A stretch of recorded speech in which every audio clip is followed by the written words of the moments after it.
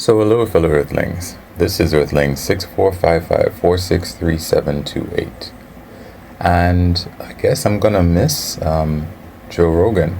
He had on Russell Peters about however many hours ago, I don't know, maybe they take a delay to edit it as well, so could have been a couple days ago. But yeah, he's going off to Spotify, and I guess I'm going to miss complaining about some of the obvious shit that he talks. Because, okay, so he had on Russell Peters, and they were talking about California having to go back under lockdown, and he thinks that the surge in all the corona cases is as a result of the protests. Now, I've said before that apparently Joe Rogan doesn't have much time to do much reading. There was a study, and I'm not saying that this study proves anything 100%, but it certainly should move the needle in terms of what people think. There's a study of something like 356 cities. And they've taken a number of cities, maybe compared to about 21 or 20 something cities that didn't have protests. And they compared them to see if the cities with the protests had increase in coronavirus cases. And if you have 300 and something odd cities, yes, I agree that the control group, and of course it's not really a test, so, but the group that you used to compare it to that didn't have protests maybe should be a lot bigger. But if you have that many cities, you should be able to see if there's at least a good correlation between having protests and increasing coronavirus cases. And the study found that there wasn't anything. They couldn't find any correlation between it. If anything, they're suggesting that people who didn't want to protest made sure and stayed home to avoid the protests, and that's why it didn't increase the amount of coronavirus cases. And there are other people who are suggesting in reaction to the study that they'll never know. There's so many different parameters. Really? I mean, what do you mean you'll never know? All you have to do is really try to find some way of finding the people who protested and see if they caught it. I hate this thing where we'll never know. That is so ridiculous. And they also spoke about the fact that, hey, it's interesting that the amount of coronaviruses in the States increased so much. And I think Russell Peters may or may not have mentioned, I think Joe Rogan basically said, do you think it's because we are overweight? What do you think it is? And I'm like, because you're overweight. So Russell Peters steps in and he says, I think it's because of the amount of entitlement that Americans have in terms of, hey, you're taking away our rights and you can't tell us what to do. And he's like, yeah, I know, that's probably the case, but can we think about everybody and not just you and your rights to do whatever it is you feel like, whenever it is that you feel like it?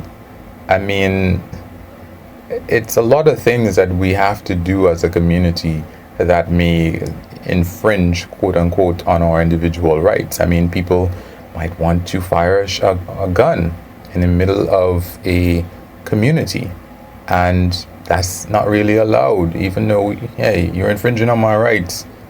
Yeah, I guess, but maybe we shouldn't have, shoot a gun just in the middle of a community for no good reason. Maybe that's not a good idea. So, Russell Peters is from Canada, as the fact that he's mentioned a couple of times. And it's interesting. Rogan, of course, brought up a point that, hey, maybe these cases are being tagged as being coronavirus cases when they aren't. I guess Russell Peters was a little bit on board with that. Was he saying that? He was talking about a friend of his that he had. I don't know if it was Canadian or American. I presume that it's an American friend because I think, yeah, he lives in America. So he was saying that his friend had terminal liver cancer, I believe it was. And because he had coronavirus, they tagged it as being coronavirus. And then Joe Rogan chimed in that, yeah, private hospitals have a financial incentive to put everything as coronavirus. And, you know, that might have something to do with it. Now, I'm thinking again that, you know, long form media, I would say, and Joe Rogan, you know, and even I am following him to a degree. You just say what you have to say, because who has time to look up every single thing that we have to look up? Maybe you could hire a team, Joe, to listen to some of the things you say and tell you whether or not you're correct, and that way you can get smarter and smarter. I mean, if you make so much money from podcasting now, I know that, you know, for the first 11 years you weren't making any money, you said. Nope, 11 years total. For 6 years you wasn't making any money. But now maybe you could, I have a platform where millions of people listen to me.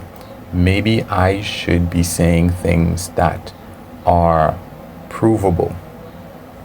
When you had a small audience, it didn't really matter so much.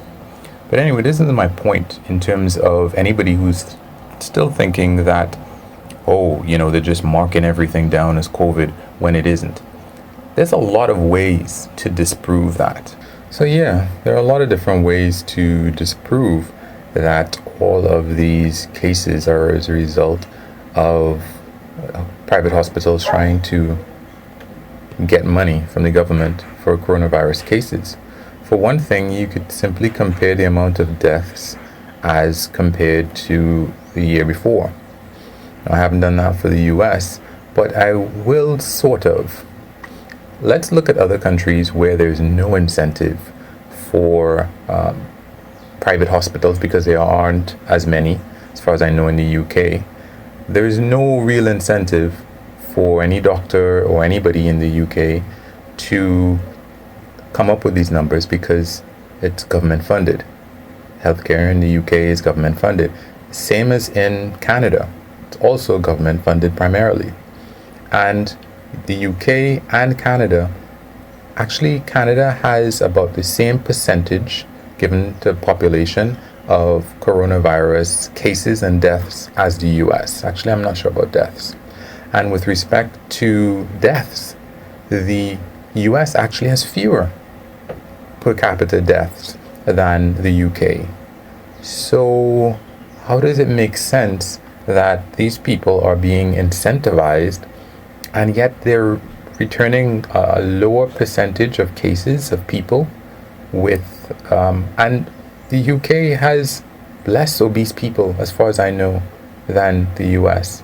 And even Canada, I imagine, has a smaller obese population, if that is supposed to be like, you know, one of these underlying factors that might be what causes or increases cases or deaths and so on. So that doesn't really seem to line up. It doesn't really make sense, Joe. And, you know, we're all busy, and I happen to spend probably too much time looking at some of these cases. Now, this brings me to the idea that Russell Peters brought up, which is hey, why are they discouraging people from going to the beach? I mean, and at this point, I think, or prior to this, Joe Rogan was saying to Russell Peters, said, hey, Brett Weinstein sent me a study that said that coronavirus dies almost as soon as it comes into contact with UV light. So people at the beach should be fine. And yeah, so everybody should be fine.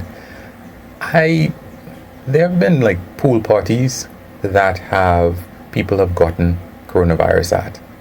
And that's out in the open, unless they have these indoor pools that I don't know about. There have been lots of outdoor activities that young people have gotten coronavirus at in Florida and in other places. So maybe the sun wasn't shining, and if it wasn't, then can we really rely on the sun to kill this stuff? Also, if you're in close proximity to someone, they breathe out, you breathe in, and you do that consistently, I don't think that the UV light, especially, are you really in the sun all the time? I can't imagine how these guys are just so, yeah, you know, at the beach, UV light kills. I just don't understand why they don't realize that if you're in close proximity to someone, who knows how, whether you're in the shade or not, whether the sun, and yes, UV light passes through clouds, I know, but isn't it going to cut down on the amount of UV light that's going through the cloud, that's actually hitting whoever it is? And are they in the shade, or are they under an umbrella? Are you breathing in directly as someone is breathing out? Obviously these people are not going around coughing. These are clearly asymptomatic people. Which reminds me, I did not even know that it was a video of D.L. Hughley collapsing on stage. And he seems to be saying that he was completely asymptomatic until the point where he collapsed on stage. I did not know that. Gotta go take a look at that. But anyway, guys, it was interesting listening to Mr. Peters and Mr. Rogan again. I'm gonna miss him.